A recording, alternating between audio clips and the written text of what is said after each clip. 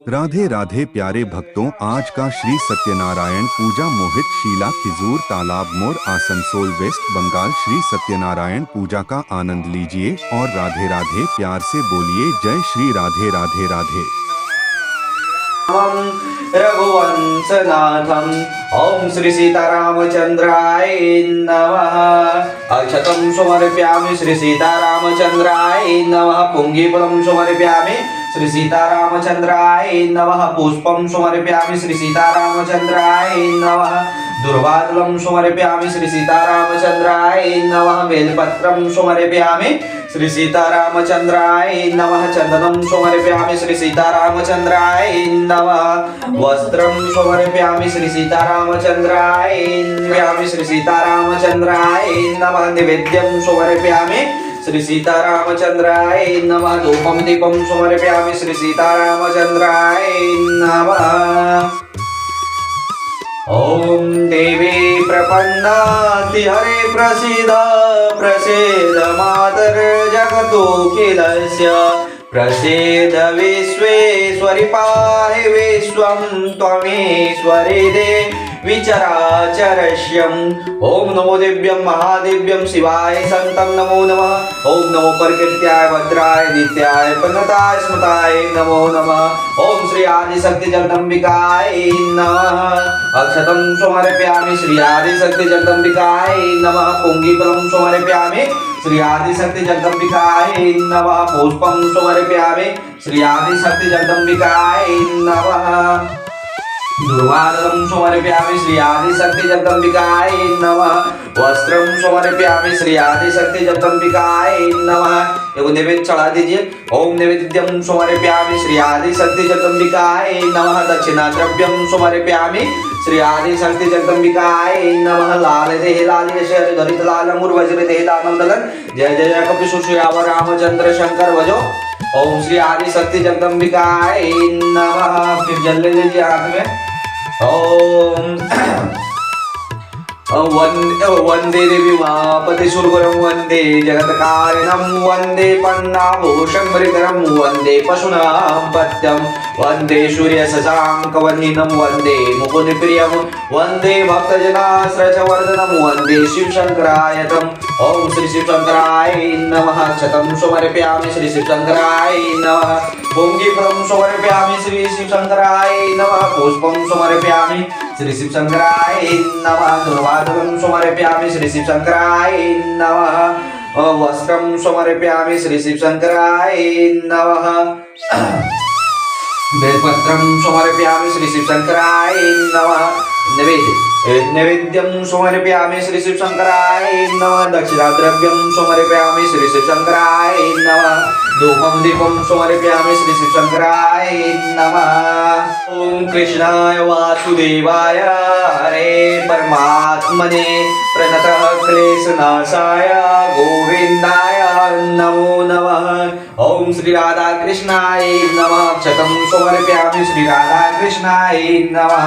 पुष्पं समर्पयामि श्री राधा कृष्णाय नमः।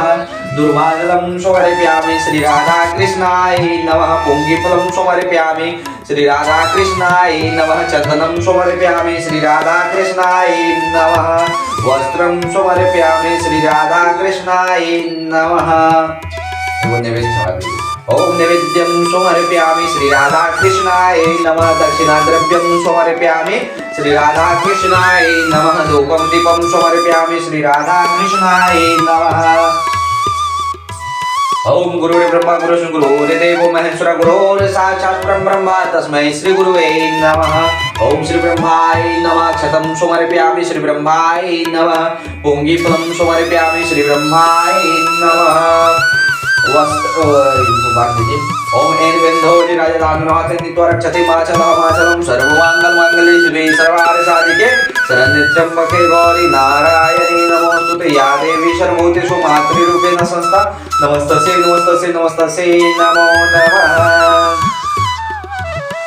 ओम सर्वमंगलमंगले शिवे सर्वार्थ साधिके शरण्यत्र्यंबके गौरी नारायणी नमोस्तुते।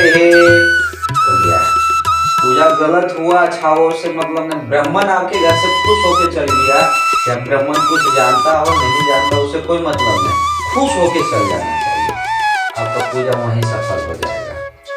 ओम सर्वमंगल मंगल शिवे सर्वार्थ साधिके शरण्ये त्र्यंबके गौरी नारायणी नमोस्तुते। मोक्षतं समर्पयामि श्री ब्रह्माय नमः। पुष्पं समर्पयामि श्री ब्रह्माय नमः।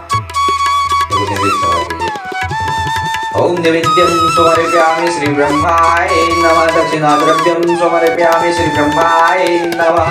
धूपं दीपं समर्पयामि श्री ब्रह्माय नमः। ले लीजिए।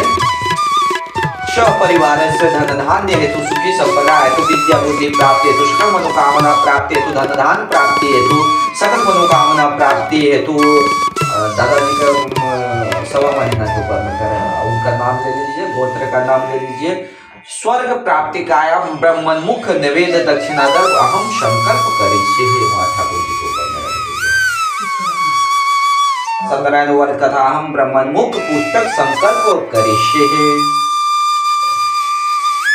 लोक में आगमन किया, यहाँ आकर अनेक योनियों में उत्पन्न हुए समस्त मनुष्यों को तरह तरह के कलेशों से युक्त और कार्यों से दुखी देखकर इन प्राणियों का दुख कैसे ठीक होगा एवं नाश होगा ऐसा सोचकर विष्णु लोक गए।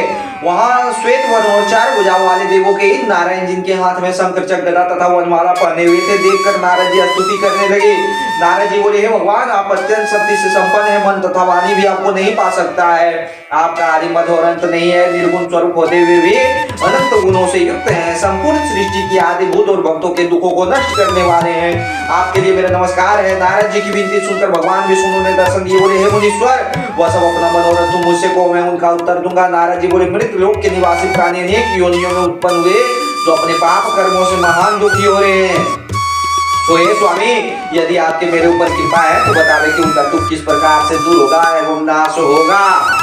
श्री भगवान विष्णु ने कहा, है पुत्र, तुमने संसार के ऊपर कृपा करने की इच्छा से बड़ी उत्तम बात पूछी है। जिस उपाय के करने से प्राणी मोह से मुक्त हो जाता है उसे सुनो, मैं तुमसे कहता हूँ। बहुत पुण्य प्रदान करने वाला सरस एवं मृत्यु लोक में एक परम दुर्लभ व्रत है। श्री सत्यनारायण भगवान के व्रत को भली भांति विधि पूर्वक करने से प्राणी शीघ्र ही सुख को भोगता है और परम लोक में मोक्ष को प्राप्त करता है। भगवान के ऐसे वचन सुनकर नारद ऋषि बोले, भगवान, उस व्रत का क्या फल है और क्या विधि है एवं उस व्रत को किसने किया है तथा यह व्रत कौन सा दिन करना चाहिए, सब विस्तार पूर्वक कहें। श्री भगवान विष्णु बोले, यह दुख और शोकादित्य को शांत करने वाला तथा धन और धान्य को बढ़ाने वाला तथा सौभाग्य और संतान को देने वाला है और सरस विजय को प्राप्त करने वाला है। जिस किसी दिन मनुष्य भक्ति भाव श्रद्धा से युक्त हो उसी दिन संध्या के समय श्री सत्यनारायण भगवान का व्रत करे और ब्राह्मण बंधु बांधव सहित धर्म में तत्पर हो। नवेद पक की मिठाई और सवाया प्रसाद भक्ति से अर्पण करे। पक्के केले का फल की गेहूं के चूर्ण के बाद में साठी चावल का चूर्ण अथवा गुड़ ही लेना चाहिए, परंतु संपूर्ण प्रसाद भक्ति भाव से इकट्ठा और सवाया करके भगवान विष्णु का भोग लगावे और अपने बंधुआनों सहित कथा का श्रवण करे और ब्राह्मण को दक्षिणा दे। तत्पश्चात बंधुआनों सहित ब्राह्मण को भोजन करवा फिर भक्ति से स्वयं प्रसाद को भक्षण करे और नित्य गीतादित रात्रि में जागरण का आचरण करते हुए श्री सत्यनारायण भगवान का ध्यान करते करते अपने स्थान को चला जाए। इस प्रकार व्रत का आचरण करने से निश्चित ही मनुष्यों की इच्छा पूर्ण हो जाती है। विशेष करके कलयुग में भूमि के ऊपर यही लोग उपाय बोले। श्री सत्यनारायण भगवान की जय, आनंद कंद भगवान की जय।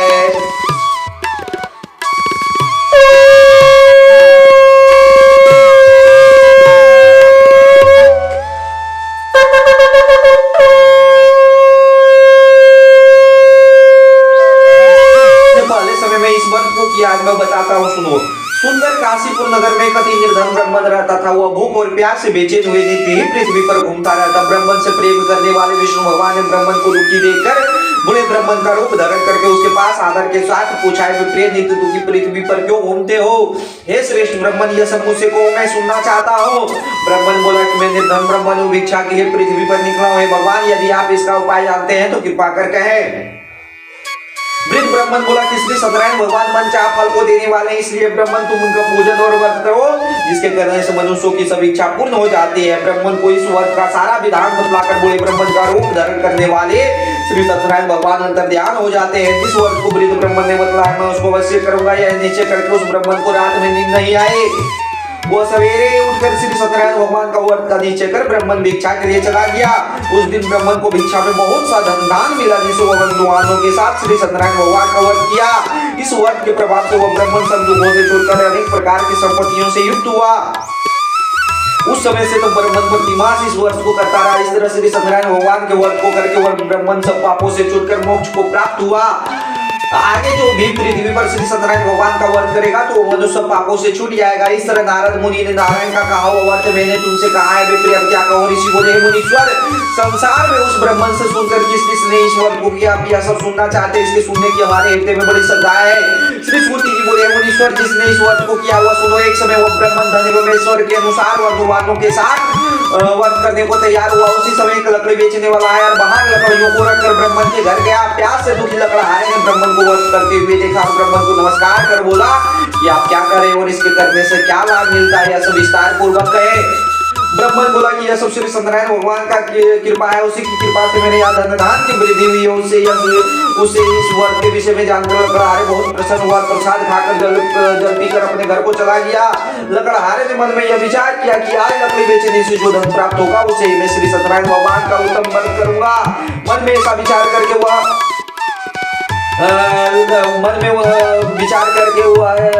लकड़ी बेचने को गया। जिस नगर में धनवान लोग रहते थे ऐसे सुंदर नगर को गया। उस दिन लकड़ियां का दाम 5 गुना अधिक मिला था। वह प्रसन्न होकर पके केले का फल गेहूं का चूर्ण और सब आया लेकर अपने घर को गया और सब भाइयों को बुलाकर विधि के साथ श्री सत्यनारायण भगवान का व्रत किया।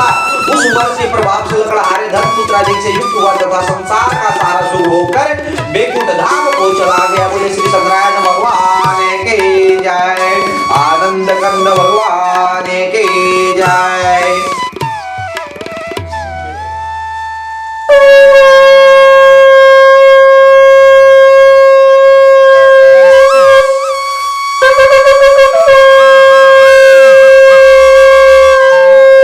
कथा कहता हूँ, सुनो। पहले समय में मुल्कामुख नामक एक बुद्धिमान राजा था। वह सत्यवक्ता और जितेंद्रिय था प्रतिदिन देवस्थान में जाता था और ब्राह्मण को धन देकर संतुष्ट करता था। उसकी स्त्री कमल के समान मुख वाली और सती सावित्री थी। भद्रशिला नदी के किनारे उन दोनों ने श्री सत्यनारायण भगवान का व्रत किया। उस समय वहां एक साधु वेश आया जिसके पास व्यापार के लिए बहुत प्रकार का धन था। नौका को किनारे पर ठहराकर राजा के पास गया और व्रत करते हुए विनय के साथ पूछने लगा, हे राजन, यह व्यक्ति युक्त चित्त से अब क्या करे और मेरी सुनने की इच्छा वह सब मुझे बतावे। राजा बोला कि हे साधु, अपने बंधु बांधवों के साथ पुत्र आदि की प्राप्ति के लिए महान शक्तिवान श्री सत्यनारायण भगवान का व्रत वो पूजन किया जा रहा है। राजा का वचन सुनकर साधु आदर से बोला, हे राजन, मुझसे इस व्रत का विधान को मैं भी तुम्हारे कथन के अनुसार करूंगा। मेरे भी संतान नहीं है और इससे निश्चय ही संतान होगी। राजा से सब विधान सुनकर व्यापार निवृत्त हुआ, आनंद के साथ घर गया। साधु ने अपनी स्त्री से संतान देने वाला उस व्रत का समाचार सुनाया और कहा कि जब मेरी संतान होगी तब मैं इस व्रत को करूंगा। साधु ने ऐसा अपनी स्त्री लीलावती से कहा। एक दिन उसकी स्त्री लीलावती पति के साथ आनंदित होती है और संसारिक धर्म में प्रवृत्ति होती है तथा श्री सत्यनारायण भगवान की कृपा से वह गर्भवती हो जाती है तथा 10वें महीने में एक सुंदर कन्या का जन्म होता है। दिनों दिन वह ईश्वर बढ़ने लगती है जैसे शुक्ल पक्ष का चंद्रमा बढ़ता हो। कन्या कालावती का नामकरण संस्कार किया गया। तत्पश्चात लीलावती ने मीठे शब्दों में स्वामी से कहा कि आप पहले संकल्प किया हुआ है कि श्री सत्यनारायण भगवान का व्रत करेंगे, क्यों नहीं करते हैं। साधु बोला कि प्रिय, मैं इसके विवाह के समय श्री सत्यनारायण भगवान का व्रत करूंगा। अपनी स्त्री को यह आश्वासन देकर वह नगर को चला गया। कालावती पितृगृह में बढ़ते बढ़ते युवा हो गए। साधु ने जब नगर में सब्जियों के साथ कन्या को देखा तो तुरंत धर्मविद दूत को बुलाकर भेजा कि कन्या के विवाह के लिए अच्छे वर की खोज करे। साधु की आज्ञा पाकर दूत कंचनपुर नगर को गया। वहां से एक वेश्य के पुत्र को लेकर आ गया। साधु ने सुंदर गुण युक्त वेश्य पुत्र को देखकर जाति और बंधुआनों सहित संतुष्ट हो विधि के अनुकूल अपनी कन्या को उसके साथ विवाह कर दिया। प्रारंभ से विवाह के समय साधु व्रत करना भूल गया जिसके कारण भगवान विष्णु रुष्ट हो गए। अपने कर्म में प्रवीण साधु कुछ समय पीछे दमाद सहित व्यापार के लिए सिंधु के समय शरदपुर नगर को गया। उन दोनों के राजा चंद्रकेतु नगर में पहुंचने पर श्री सत्यनारायण भगवान ने उसको प्रतिज्ञा भ्रष्ट देकर अत्यंत दारुण रूप मिलने का श्राप दे दिया। एक दिन राजा के धन को लेकर चोर वहीं आ गए जहां ससुर और दमाद ठहरे हुए थे। दौड़ते हुए देख भयभीत होकर चोर सब ससुर और दमाद के पीछे माल छिपाकर भाग गए। वहां राजा के धन को रखा देकर राजा के दूत ने ससुर और दमाद के पास में गए और वहां राजा के धन को रखा देकर उनको चोर समझकर प्रसन्नता से दौड़ते हुए गए और पकड़ कर ले गए और राजा के समीक्ष लाकर बोले कि ये 2 चोर हम लाए हैं, देकर आज्ञा दे। राजा की आज्ञा पाकर उनको तुरंत दिव्यता से बांधकर महाकारागार में बिना विचार किए ही डाल दिया गया और श्री सत्यनारायण भगवान के माया के वशीभूत होकर किसी ने उन दोनों का कहना नहीं सुना। और उन दोनों के पास में जितना धन था राजा चंद्रकेतु ने ग्रहण कर लिया। उसी के श्राप के द्वारा उसकी स्त्री भी घर पर बहुत दुखी हुई। घर पर जो धन था चोरों ने चुरा लिया। शारीरिक और मानसिक पीड़ा तथा भूख और प्यास से दुखी होने की चिंता में वो घर घर फिरने लगी। एक दिन कन्या भूख से पीड़ित हुई ब्राह्मण के घर गई। वहां जाकर उसने श्री सत्यनारायण भगवान का पूजन देखा। वहां बैठकर कथा सुनकर प्रसाद भक्षण कर रात को जब घर लौटी तो माता लीलावती ने कन्या को प्रेम से पूछा कि पुत्री रात में कहाँ रही हो? मेरे मन में तुम्हारे लिए क्या विचार चल रहा है? कालावती शीघ्र ही माता से बोलती है कि माते मैंने एक ब्राह्मण के घर में मनचाहा फल देने वाला पूजन देखा है। कन्या कैसे विचार देकर वैश्य की स्त्री श्री सत्यनारायण भगवान का व्रत करने को तैयार हुई। उसी वैश्य की स्त्री अपने कुटुंबियों बंधुओं के साथ व्रत किया और उस वैश्य की स्त्री अपने कुटुंबियों बंधुओं के साथ व्रत किया और श्री सत्यनारायण भगवान से वर मांगा कि मेरे पति और दामाद शीघ्र ही घर आ जाए और प्रार्थना की कि दोनों का अपराध क्षमा करे। वे राजा चंद्रकेतु को स्वप्न में दिखाई दी और कहा हे राजन दोनों बंदियों को कल सुबह ही छोड़ देना, नहीं तो तुम्हारा राजपुत्र अधिक सब नष्ट कर दूंगा। राजा को ऐसा कहकर विष्णु भगवान अंतर ध्यान हो जाते हैं और प्रातः काल राजा चंद्रकेतु ने अपने सज्जनों के साथ सभा में बैठकर सबको अपना स्वप्न सुनाया और कहा कि दोनों वैश्य पुत्र को बेड़ी के बंधन से मुक्त करके ले आओ। पहली बात का स्मरण करते हुए डर के मारे कुछ उन्होंने कहा। राजा ने दोनों वैश्य पुत्र को देखकर आदर सहित कहा कि आपने प्रारंभ से अत्यंत दुख उठाया परंतु अब कुछ भी डरने की बात नहीं है और उनकी बेड़ियां निकालकर हजामत आदि बनाई। राजा ने उनको वस्त्र भूषण जितना वस्त्र भूषण लिया था उसे 5 गुना अधिक देकर कहा कि अब अपनी नगर की ओर जाए। तब ससुर और जमात ने कहा कि यह सब श्री सत्यनारायण भगवान की कृपा से मनचाहा फल प्राप्त हुआ है। तब ससुर और जमात ने श्री सत्यनारायण भगवान का विधि विधान से राजा के समक्ष पूजन किया तथा राजा को भी प्रणाम किया और अपने नगर की ओर प्रस्थान कर गया। बोले श्री सत्यनारायण भगवान की जय, आनंद कंद भगवान की जय।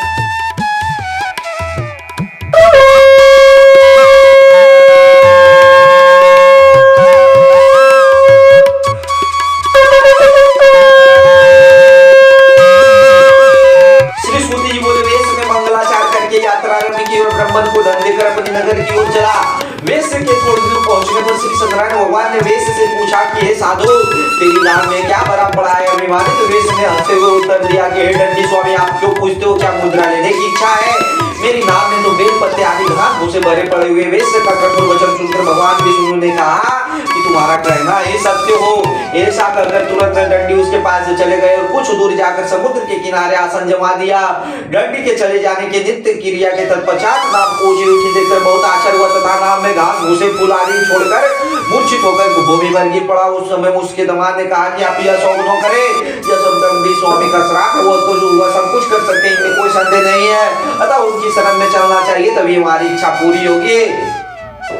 दामाद के वचन सुनकर वैश्य दंडी के पास पहुंचा और दंडी को देख अत्यंत भक्तिभाव नमस्कार कर बोला कि मैंने जो आपसे झूठ बोला है उस मेरे अपराध को इस प्रकार बार बार नमस्कार कर शोक से व्याकुल हो गया। उस वैश्य को इस तरह विलाप करते देख दंडी स्वामी ने कहा कि रो मत और मेरे वचन को सुनो, तुम मुझसे बहिर्मुख हो गए। हे निर्बुद्धि प्राणी, तुमने मेरी आज्ञा से पुनः दुख पाया। भगवान के वचन सुनकर वैश्य स्तुति करने लगा। साधु बोला हे भगवान आपकी माया से मोहित हुए ब्रह्मांड देवता जब आपके रूप को नहीं जान सकते तब मुझसे निर्बुद्धि माया से मोहित होकर कैसे जान सकता है? प्रसन्न हो जाए, मैं अपने ऐश्वर्य के अनुसार आपकी पूजा करूंगा। मुझ सब नगर की रक्षा करे और पहले के समान लोका में धन कर दे। तब वैश्य के भक्तिभाव और वचन सुनकर भगवान विष्णु प्रसन्न हो जाते हैं और उनकी इच्छा अनुसार वर देकर वहां से अंतर ध्यान हो जाते। तब वैश्य ने नौका पर चढ़कर देखा कि नौका पहले से 5 गुना अधिक बढ़ चुका है। तब कहा कि यह सब श्री सत्यनारायण भगवान की कृपा से मनचाहा फल प्राप्त हुआ है और साथियों सहित यथाविधि वर्ग पूजन करके श्री सत्यनारायण भगवान की कृपा से अत्यंत प्रसन्न हुआ। यज्ञ पूर्वक नाम जोड़कर अपने देश की ओर चला। साधु ने अपने दामाद से कहा कि हमारी नगरी को देखो और अपने धन के रक्षक दूत को नगर भेजो।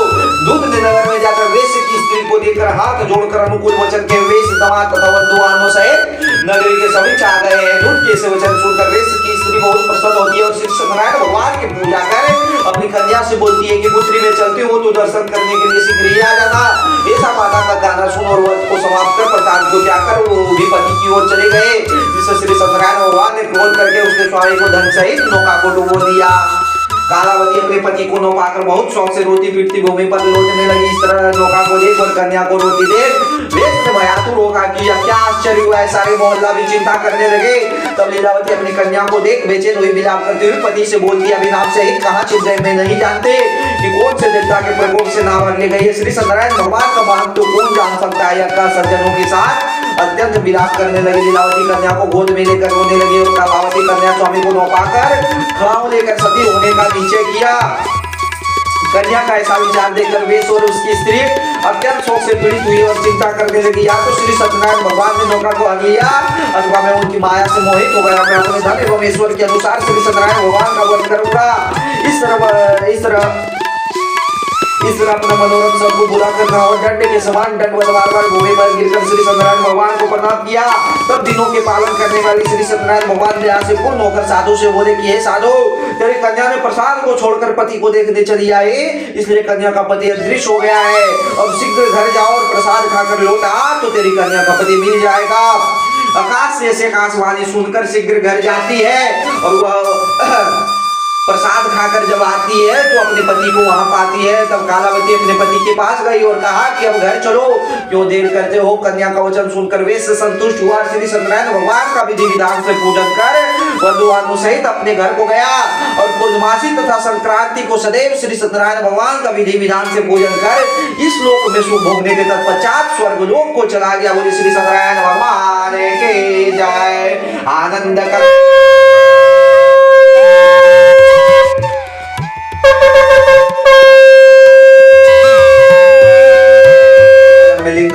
नामक राजा था, उसने भी श्री सत्यनारायण भगवान का प्रसाद त्यागकर बहुत दुख को पाया। एक बार वो वन में जाकर अनेक प्रकार के शत्रुओं को मारकर हुआ बर के पेड़ के नीचे आया। भक्ति भाव से बंधुओं सहित ग्वालों ने श्री सत्यनारायण भगवान का पूजन करते देखा। राजा देखकर भी अभिमान से नोही गया और नोही नमस्कार किया। तब सब ग्वालों ने श्री सत्यनारायण भगवान का प्रसाद राजा के समीक्ष रखकर पुनः अपनी इच्छानुसार प्रसाद को खाया। वह राजा प्रसाद को त्यागकर बहुत दुख को पाया। उसके 100 पुत्र तथा धन आदि राजपाट सब नष्ट हो गया। यह सब श्री सत्यनारायण भगवान ने किया, ऐसा राजा को विश्वास हो जाता है, इसलिए वहां जाता हूँ जहाँ श्री सत्यनारायण भगवान का पूजन होता है। ऐसा मन में विचार करके वो भगवानों के समीक्ष गया। तब उसने भक्ति भाव और श्रद्धा से सत्यनारायण भगवान का पूजन किया। तब सत्य देवी की कृपा से धन पुत्र आदि से युक्त हुआ तथा संसार में सुख भोग कर मरने के तत्पश्चात सत्यलोक को चला गया। जो मनुष्य इस परम दुर्लभ श्री सत्यनारायण भगवान का वर्त करता है और भक्ति भाव से फलदायी कथा को सुनता है, भगवान की कृपा से उसको धन एवं ईश्वर प्राप्त होता है। जिस धन पाता है बंदी बंधन से छूट जाता है और भय से मुक्त हो जाता है, इसमें कोई संदेह नहीं है। अतः पंचाह फल भोग कर अंत में सत्यलोक को चले जाते हैं। विप्रिय, यह आपसे श्री सत्यनारायण भगवान का व्रत कहा है, जिसको करने से मनुष्यों की सभी इच्छा पूर्ण हो जाती है। विशेष करके कलयुग में श्री सत्यनारायण भगवान की पूजा फलदायी, भगवान को कोई काल, कोई सत्य, कोई इष्ट नहीं है। कोई सत्यनारायण भगवान को सत्य देव कहते हुए अनेक रूप धारण करके सबकी इच्छाओं को पूरा करते हैं। कलयुग में विष्णु से धारण किया हुआ श्री सत्यनारायण भगवान का वर्त रूपी सनातन रूपी सब इच्छित फलों को देने वाला होगा। हे ऋषियों, इसको जो भी पढ़ता वो सुनता है, श्री सत्यनारायण भगवान की कृपा से उसके सब पाप नष्ट हो जाते हैं। जिन्होंने पहले समय में श्री सत्यनारायण भगवान का वर्त किया है, हे मुनीश्वर, उसके अगले जन्म को कहता हूँ। बुद्धिमान सदानंद ने सुदामा का जन्म लिया। उस जन्म में उसने श्री कृष्ण का ध्यान करके मोक्ष को पाया। लकड़हारे बलिद्रु राजा हुआ। उस जन्म में उसने श्री रामचंद्र की सेवा करके वैकुंठ धाम की प्राप्ति की। उनका मुख नामक राजा दशरथ हुए। वह भी रंगानाथ जी की ओर पूजा सेवा करके वैकुंठ धाम को प्राप्त हुआ। धर्मात्मा सत्प्रतिज्ञा साधु ध्वज बना, जिसने अपने पुत्र को आरे से आधा चीरकर विष्णु भगवान को भोग लगाकर वैकुंठ धाम की प्राप्ति की। महाराज तुम ध्वन स्वयं भूंगे। इन्होंने भगवान विष्णु के सब भक्ति युक्त कर्म करके वैकुंठ धाम को चला गया। बोले श्री सत्यनारायण भगवान की जय। आनंद कंद भगवान की जय।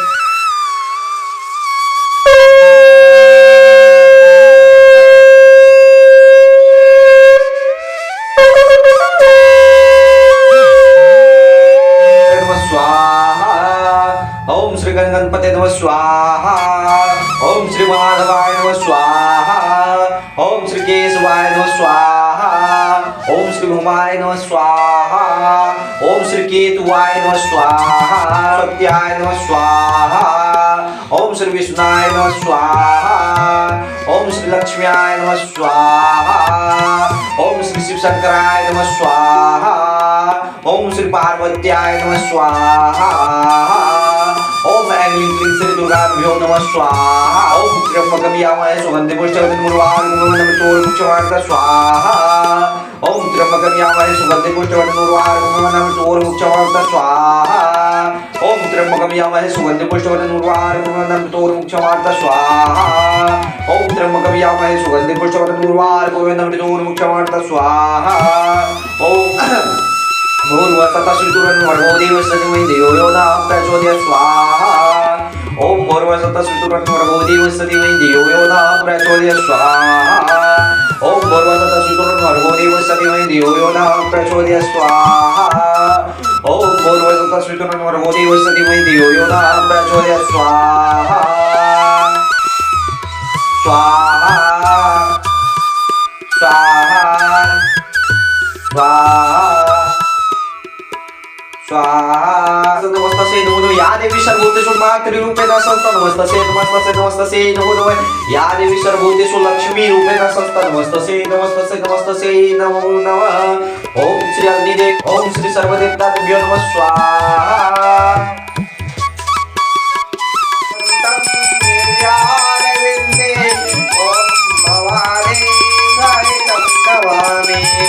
जय लक्ष्मी रमणा जय श्री लक्ष्मी रमणा श्री सत्यनारायण स्वामी जनपातक हरणा। ओम जय लक्ष्मी रमणा रत्न जड़ित सिंहासन यदभूत छविरा जय हो स्वामी यदभूत छविराजे। नारद करत निरंजन नारद करत निरंजन घंटा ध्वनि बाजे। ओम जय लक्ष्मी रमणा प्रगट भयो कलिकारण द्विज को दरस दियो प्रभु द्विज को दरस दियो। गुणो ब्राह्मण बन कर कांचन मान जियो। ओम जय लक्ष्मी रमणा दुर्बल भिल कठारो जिन पर कृपा करे। हो स्वामी जिन पर कृपा करे। चक्र चोरिक राजा चक्र चोरिक राजा जिनके विपद हरे। ओम जय लक्ष्मी रमणा विद्य मनो रथ पायुत्र दात जदेनी। ओ स्वामी प्रदा तज देनी तो फल भोग प्रभु जी फिर आस्तुति कीन्ही। ओम जय लक्ष्मी रमणा भाव भक्ति के कारण छिन छिन रूप धरा। ओ स्वामी छिन छिन रूप धरा श्रद्धा धारण कीन्हे श्रद्धा धारण कीन्हे तिनके काज सरियो। ओम जय लक्ष्मी रमणा ग्वाल बाल संग राजा वन में भक्ति करी। हो स्वामी वन में भक्ति करी मन वांछित फल पावत मन इच्छा फल पावत सेवक नर नारी। ओम जय लक्ष्मी रमणा चढ़त प्रसाद सवाया कदली फल में बाहो स्वामी कदली फल में धूप दे तुलसी से धूप दे तुलसी से राजे सत्य देवा। ओम जय लक्ष्मी रमणा श्री सत्यनारायण जी आरती जो कोई कर गावे। हो स्वामी जो दिन हित गावे कहत शिवा नंद स्वामी मन भज प्रभुले नंद स्वामी सुख संपत्ति पावे।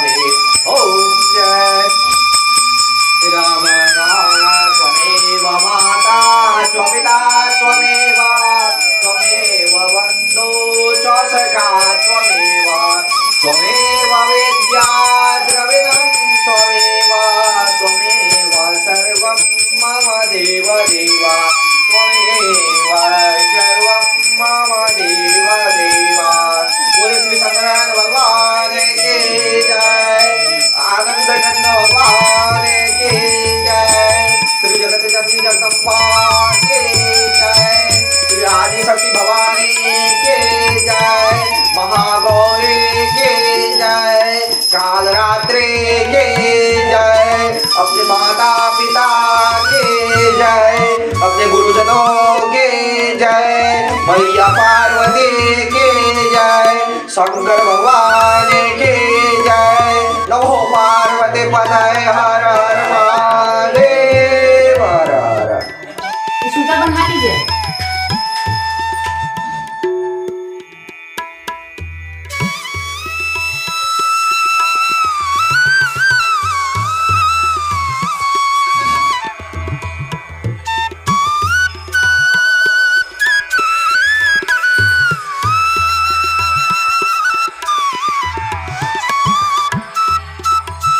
जय महादेव.